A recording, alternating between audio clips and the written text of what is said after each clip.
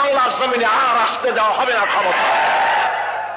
ধর্ষণ দিয়ে, সন্ত্রাস দিয়ে, খুন দিয়ে সব শেষ করেছে। তারপরে এদেরকে ক্ষমতায় আসতে দেওয়া যাবে না, এই কারণে দলীয়করণ, আত্মীয়করণ, বংশীয়করণের ইতিহাসের নিকৃষ্টতম দৃষ্টান্ত তারা এই জাতির সামনে পেশ করেছে। একেবারে টয়লেট কিপার থেকে শুরু করে সর্বোচ্চ পর্যায় পর্যন্ত নাম নিলাম না, সব দলীয়করণ করেছে তারা।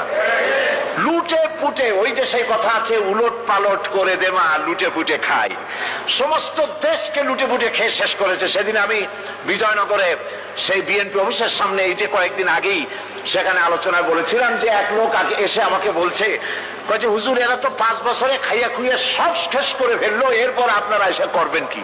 বললাম দেখেন, রমজান মাসে যখন, জুলাই মাস বা জুন মাসে যখন রোজা হয়, 12 ঘন্টা রোজা রাখার পর ইফতারের সময় কেমন খাইতে ইচ্ছা করে? কয় যে হুজুর সামনে যে শরবত থাকে, চানাচুর থাকে, পেঁয়াজি, বেগুনি, তারপরে তরমুজ, যা কিছু থাকে, শুধু ফলমূল আর শরবত না, শরবত থাকে যে গ্লাসে, যে জগে, ওগুলো শুদ্ধ খাইতে ইচ্ছা করে। বললাম 12 ঘন্টা রোজা রেখে যদি গ্লাস ঘটি বাটি শুদ্ধ খাইতে ইচ্ছা করে, ওরা তো 21 বছর রোজা রাখছে, সমস্ত বাংলাদেশ চেটে পুটে খেয়ে সব শেষ করে দিয়েছে। জাতির ভাগ্য ভালো, এরা এই সাবেক প্রধানমন্ত্রী শেখ হাসিনা ভাগাভাগি করে 2 বোনে যে বলে না, এই যে আমাদের এক বোনকে বঙ্গভবন দেওয়া লাগবে আর এক বোনকে গণভবন দেওয়া লাগবে, জাতির কপাল কত ভালো। এরা যদি আবার ক্ষমতায় যেতে পারে, গোটা বাংলাদেশের মানচিত্র কুরে কুরে খেয়ে ফেলে দেবে। এরা হচ্ছে ইসলামের দুশমন, এটা কোরআনের দুশমন, এরা আল্লাহর দুশমন। শেখ মুজিবের চাইতেও নিকৃষ্ট হচ্ছে তার মেয়ে। এক কাফন চোরার গল্প সেদিন আমি বলছিলাম জনসভার ভিতরে। কাফন চোর, এই কাফন চোর মরে যাওয়ার সময় তার ছেলেদের বলল, আমাকে তো কেউ ভালো বলে না, এমন কাজ করবি যাতে আমার থেকে তোদেরকে ভালো বলে। কাফন চোর মরে গেল।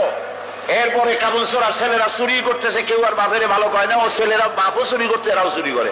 ছেলেরা মিটিং করলো যে বাপেরে তো কেউ ভালো কয় না, তো কি করা যায়? শেষ পর্যন্ত তারা এক কাজ করলো নতুন করে, শুধু কাপড়ই তারা চুরি করে না, কাপড়টা চুরি করে লাশটার গলায় দড়ি বাঁধিয়ে গাছে ঝুলাইতে আরম্ভ করলো। লোকেরা বলা আরম্ভ করলো, এর থেকে তোর বাপ ভালো ছিল। ওর বাপে তো শুধু কাপড় চুরি করেছে, ওর বাপে তো কোন লাশ ঝুলে রাখে না, এ শয়তানের তো লাশও ঝুলে রাখলো। আজকে জাতীয় কথা বলতেছে, শেখ মুজিব তো তার মেয়ের মতো সাইকুল হাদিস গ্রেফতার করে নাই, মাদ্রাসা বন্ধ করে নাই, আলেমদেরকে অত্যাচার করে না। এই মুজিবের চাইতে নিকৃষ্ট বেহায়া তার মেয়ে। একজন মহিলা হয়ে তিনি মুসলমানের মেয়ে বলে দাবি করেন, আমরাও মনে করি একজন মুসলমানের মেয়ে, কিন্তু কোন মহিলা পরপুরুষের সাথে হাত মিলাতে পারে না, হারাম। তিনি যত পুরুষের সাথে দেখা উনি হাত মিলান, শুধু তাই নয়, পরপুরুষের দেওয়া হাতে চুমা উনি গ্রহণ করেন।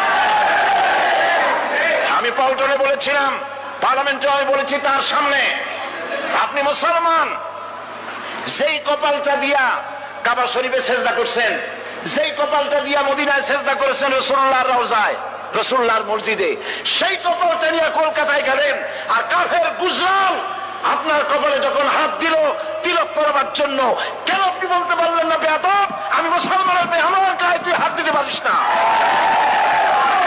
সুতরাং কাফেরের হাতের চন্দনের তিলক কপালে পরে পার্লামেন্টে বলেছি, কপালে পরে আপনার ইজ্জত কদ্দুর নষ্ট হয়েছে আমরা জানি না, কিন্তু মুসলমান দেশের প্রধানমন্ত্রী হিসাবে বাংলার 13 কোটি মুসলমানের ইজ্জতকে মাটির সাথে আপনি মিশাই দিয়েছেন।